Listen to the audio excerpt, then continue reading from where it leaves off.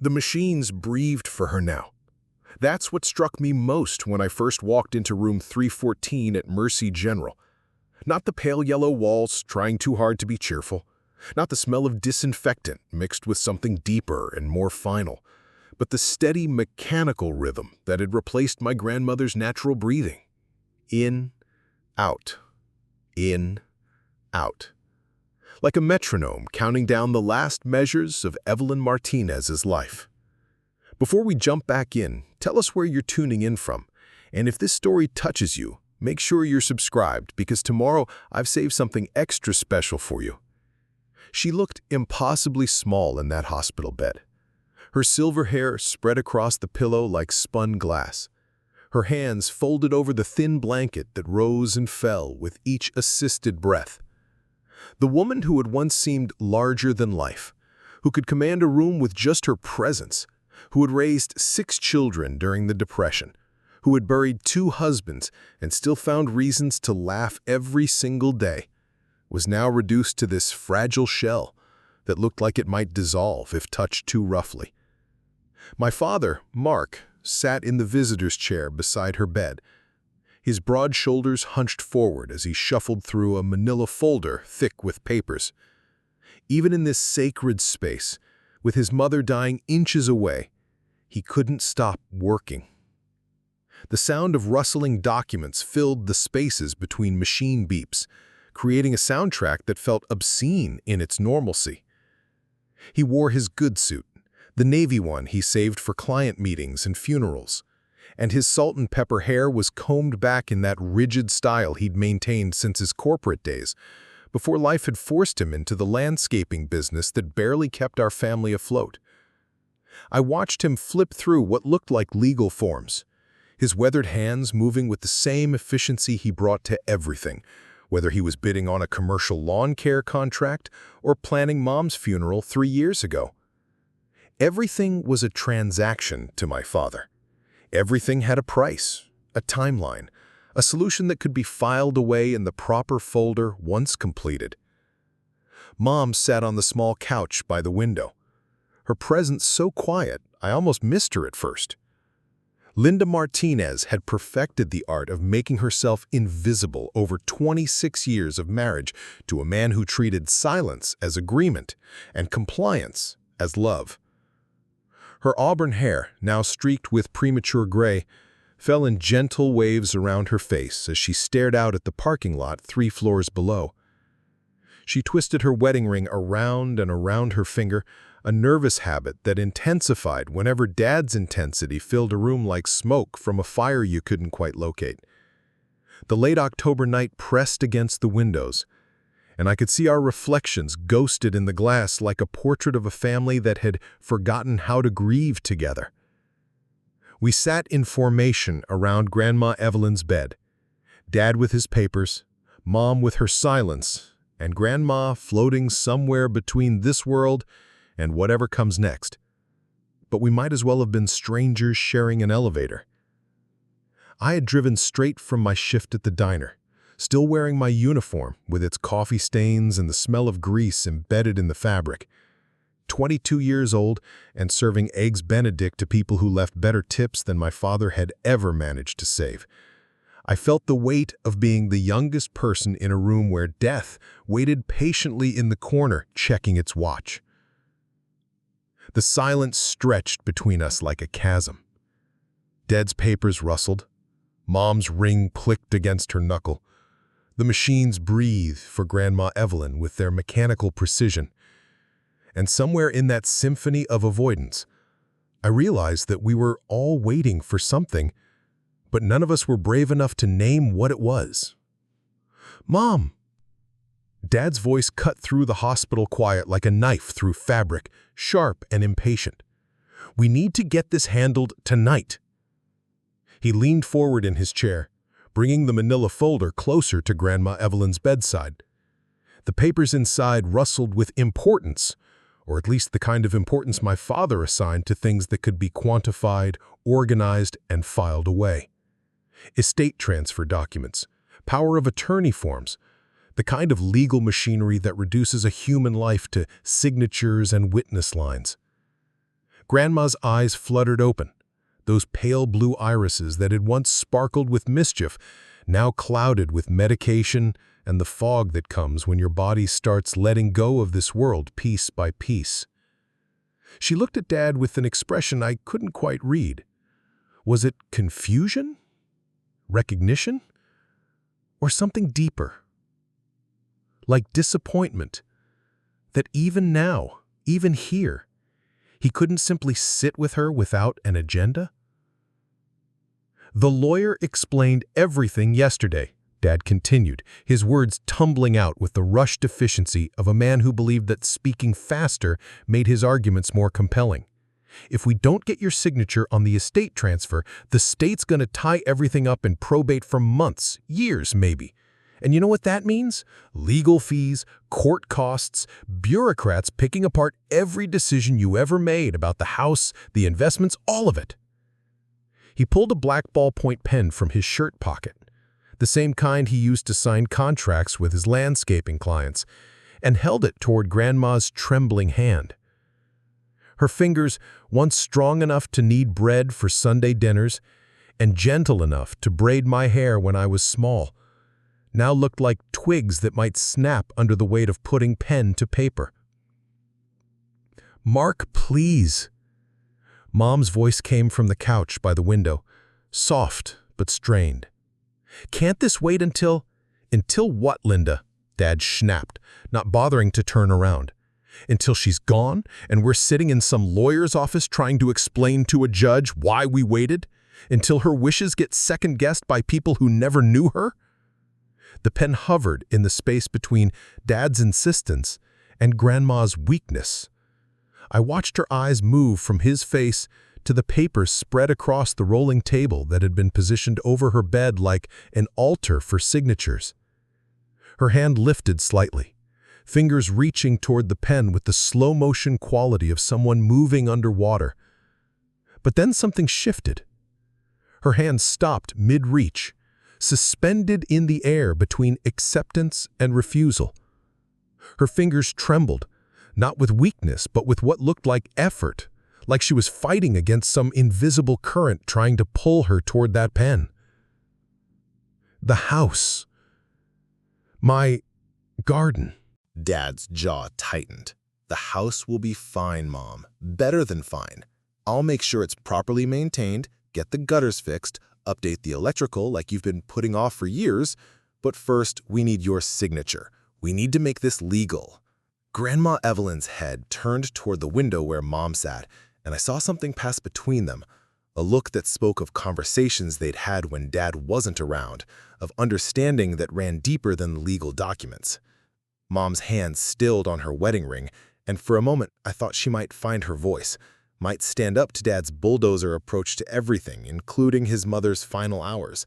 Instead, she looked down at her lap and whispered, "Maybe we should let her rest tonight. The papers can't wait." Dad's voice carried that edge it got when he felt cornered, when the world refused to organize itself according to his spreadsheets and timelines. "She's been in and out of consciousness for 3 days. This might be her only chance to get her signature while she's lucid enough to understand what she's signing." He pressed the pen closer to Grandma's hand, and I watched her fingers close around it like a bird's claw grasping a branch in a storm. The weight of the pen seemed enormous in her grip, and for a horrible moment, I thought she might actually sign, might give in to Dad's urgency simply because she was too tired to resist.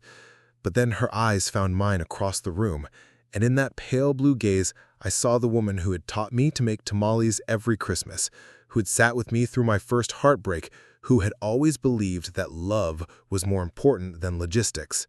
The woman who was still fighting, even now. The door opened with the soft whoosh of antiseptic air, and Clara Rodriguez stepped into the room with the quiet authority that comes from spending 10 years shepherding families through the hardest nights of their lives. She was somewhere in her 40s, with kind eyes and silver threading through her black hair pulled back in a neat bun. Her scrubs were the soft green color that Mercy General assigned to the oncology wing, and she moved with the practiced calm of someone who had seen this scene play out in countless variations. "Good evening, Mr. Martinez. Mrs. Martinez." Her voice carried just enough professional warmth to acknowledge our presence without intruding on whatever family drama she'd walked into. She'd probably seen it all. The deathbed arguments, the inheritance fights, the way grief made people forget who they were supposed to be to each other. Clara approached Grandma Evelyn's bedside with gentle efficiency, checking the IV line and adjusting the pillow behind her head. Her movements were precise but tender, and I noticed how Grandma's breathing seemed to settle into a more natural rhythm when Clara's hands touched her arm. "How are we feeling tonight, Mrs. Martinez?" Clara asked, leaning close enough that Grandma could see her face clearly. "Any pain? Discomfort?" Grandma's eyes tracked to Clara's face, and something like relief flickered across her features. Here was someone who saw her as a person first, a patient second, and a collection of legal obligations not at all. Dad cleared his throat impatiently. "She's been in and out of consciousness for about an hour. We're trying to handle some family business while she's alert." Clara's gaze shifted to the manila folders spread across the hospital table, taking in the official-looking documents and the pen still clutched in Grandma's trembling hand. Her expression remained professionally neutral, but I caught something in her eyes, a tightening around the corners that suggested she'd witnessed this particular brand of family business before. "I see." Clara's tone was carefully measured. "Mrs. Martinez, are you comfortable right now? Is there anything you need? Water? Ice chips?" Grandma's hand opened, and the pen rolled across the legal papers with a soft clicking sound against the plastic table surface. Her fingers reached toward Clara instead, grasping the nurse's hand with surprising strength. "Thank you," Grandma whispered, her voice gaining clarity for the first time since I'd arrived. "So tired." Clara squeezed Grandma's hand gently. "Rest is important. Healing requires rest." She spoke to Grandma, but her words seemed aimed at the entire room, a subtle reminder of priorities that had nothing to do with signatures or legal deadlines. Dad shifted in his chair, papers rustling as he gathered them back into some semblance of order. "The doctor said her lucid moments are getting shorter. We need to—" "Mr. Martinez?" Clara interrupted, her voice still kind but carrying the quiet steel that nurses develop when they need to redirect family members who have lost sight of what's truly important. "Your mother's comfort is our primary concern right now. Any decisions that cause her distress should probably wait until she's feeling stronger." The word distress hung in the air like an accusation. Dad's face flushed red above his shirt collar, and I could see him struggling with the desire to argue with someone who clearly had more authority in this room than he did. The manila folder closed with a sharp snap. "We're not trying to distress anyone," he said, his voice tight with controlled frustration. "We're trying to respect her wishes and protect her legacy." Clara checked the readout on one of the monitors, her movements unhurried, despite Dad's obvious agitation. "Of course, family is important, but sometimes the most loving thing we can do is simply be present with someone, without expecting anything in return." She adjusted Grandma's blanket, tucking it around her shoulders with the care of someone attending to her own grandmother. Grandma's eyes followed Clara's movements with gratitude, so obvious it made my chest ache. "I'll be checking on Mrs. Martinez every hour throughout the night," Clara said, addressing all of us but keeping her attention focused on Grandma.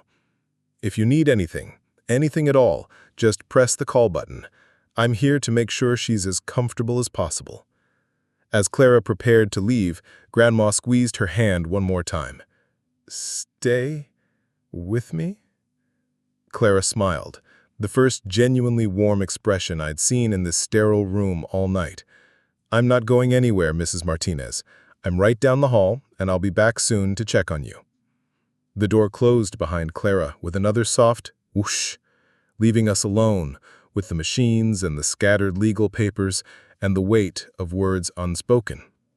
Dad stared at the manila folder in his lap, his jaw working like he was chewing through arguments he wanted to make but couldn't quite voice. The silence that followed felt different somehow, charged with the echo of Clara's gentle challenge to Dad's urgency. She had reminded us, without saying it directly, that this room held a dying woman who deserved dignity, not demands, that some things were more sacred than signatures. But I could see in Dad's eyes that he wasn't ready to surrender his agenda. Not yet. The papers might be closed, but they weren't forgotten, and the night was still young. The quiet after Clara's departure lasted exactly 37 seconds. I counted. Dad's fingers drummed against the manila folder like he was calculating interest rates on his mother's remaining heartbeats. His jaw worked in that familiar way that meant he was building up to an explosion, the same look he got when contractors missed deadlines or when Mom dared to question his financial decisions. She wouldn't want things left messy, he said, his voice cutting through the mechanical breathing sounds. Mom always hated loose ends, always said a person's final gift to their family is making sure everything is in order. He was talking to the room in general, but his eyes were fixed on Mom, waiting for the support that usually came automatically, the backup vocals to his solo performance of righteous practicality. But Mom didn't nod this time, didn't murmur agreement. Instead, she shifted on the couch, her wedding ring catching the fluorescent light as she twisted it around and around her finger. Mark, maybe Evelyn deserves peace right now? Maybe the papers are her peace, Linda. You think she wants to leave her children fighting over scraps? You think she wants lawyers picking apart her life like vultures? Footsteps echoed down the hallway, not the soft-souled shuffle of hospital staff, but the deliberate stride of someone who belonged here, who had every right to walk through these doors. Dad's lecture about vultures and peace died mid-sentence as we all turned toward the sound. The door opened, and Alex stepped into the room carrying something that instantly shifted the entire atmosphere. Not more papers, not legal documents or medical forms, but a worn leather photo album with brass corners that had gone green with age. The same album that used to live on Grandma's coffee table, the one we'd flip through during Sunday dinners while she told us stories about faces we'd never meet but somehow knew by heart. "Hi, Grandma," Alex said softly, ignoring Dad's stiffened posture and Mom's surprised intake of breath. At 25, Alex moved with quiet confidence, wearing jeans and a soft gray sweater that looked like it had been chosen for comfort rather than impression. "I brought something I thought you'd like to see." Before we jump back in, tell us where you're tuning in from, and if this story touches you, make sure you're subscribed because tomorrow I've saved something extra special for you. Grandma Evelyn's eyes opened fully for the first time all evening, focusing on Alex's face with a clarity that seemed to push back against the medication fog. Her lips curved upward, barely a smile, but unmistakably one, and her hand lifted slightly from the blanket in a gesture of welcome. The photo album seemed to glow under the harsh hospital lighting, promising stories instead of signatures.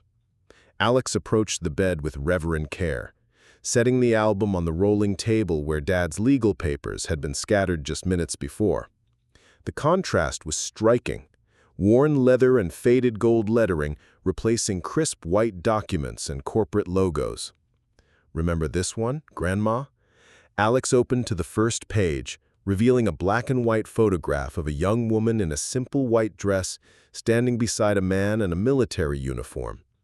The woman's eyes sparkled with joy that seemed to leap off the page even decades later. Grandma's breathing steadied as she gazed at her younger self. "Miguel," she whispered, her voice stronger than it had been all evening. "So handsome in his uniform." "You told me he was nervous the whole day," Alex said, settling into the chair Dad had vacated without realizing it. "That he kept checking his collar and asking if his hair looked right." A sound escaped Grandma's lips, not quite a laugh, but close enough to make my heart skip. "Worried about everything except marrying me. That part," he said, "was the easy part." Mom rose from the couch, drawn by the warmth in the room like a moth to flame. "I remember that story," she said softly, moving closer to see the photograph. "You said he proposed 3 times before you finally said yes." Dad stood frozen beside the window, manila folder clutched in his hands like armor he couldn't quite decide whether to drop. This is all very touching, Dad's voice cut through the moment like a blade through silk. But we're not here for a history lesson. The warmth that had been building around Grandma's bed evaporated instantly. Alex's hand stilled on the album page, and Mom stepped back as if she'd been caught doing something wrong. Even Grandma seemed to retreat slightly, her eyes losing some of their newfound brightness. Dad moved forward, the manila folder once again taking center stage. Mom's been in and out of consciousness for days. We can't waste the time she has left on what? Alex's voice carried a steel I'd never heard before. On reminding her that she was loved? That her life meant something beyond whatever's in those papers? On avoiding reality, Dad shot back, his patience finally snapping. You think pretty pictures are going to solve the legal nightmare she'll leave behind if we don't handle this properly?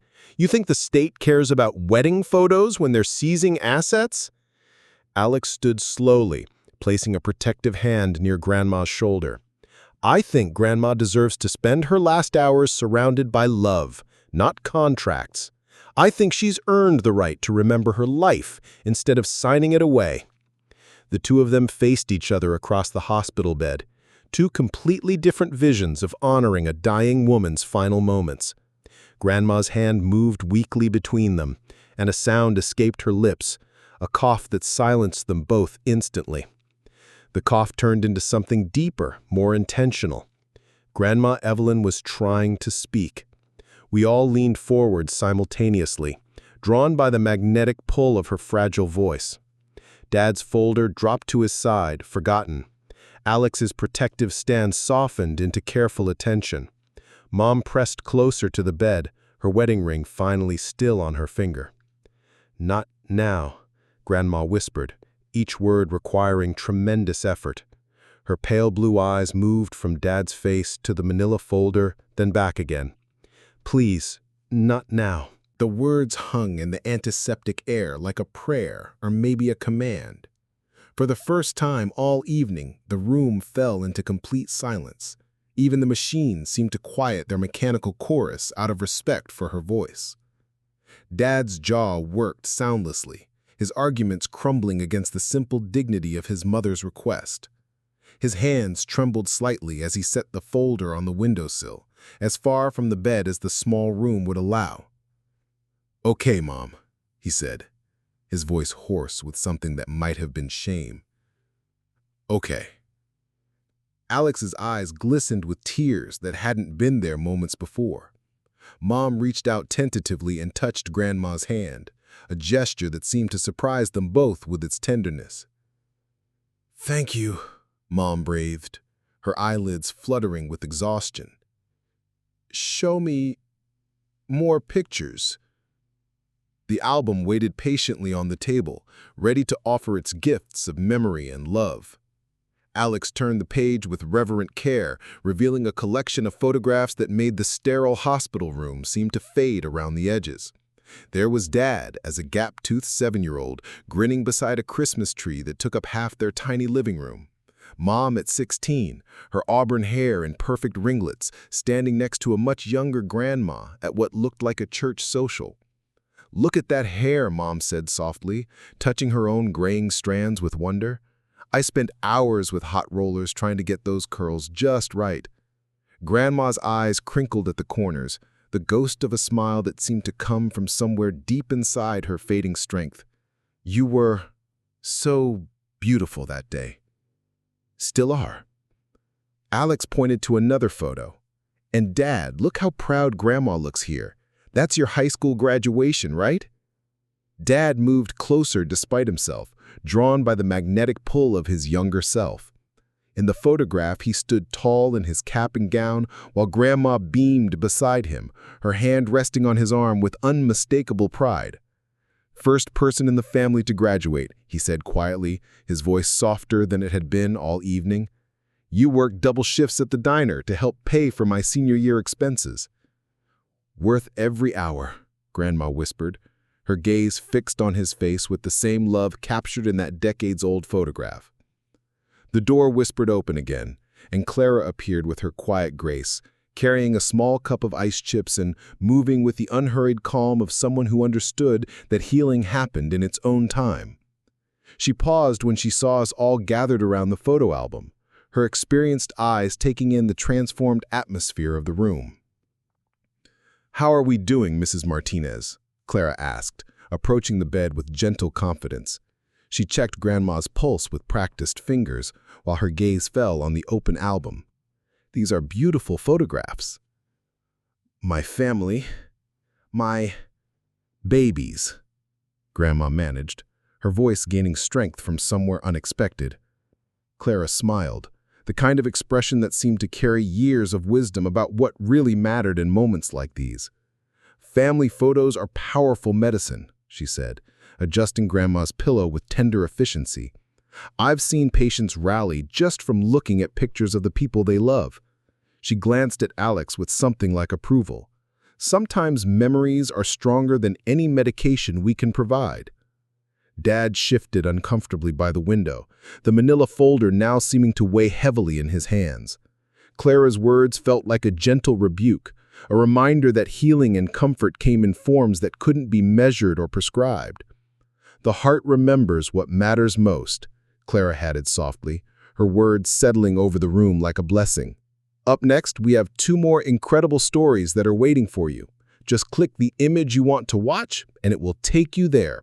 If you enjoyed this video, make sure to subscribe. It would mean a lot."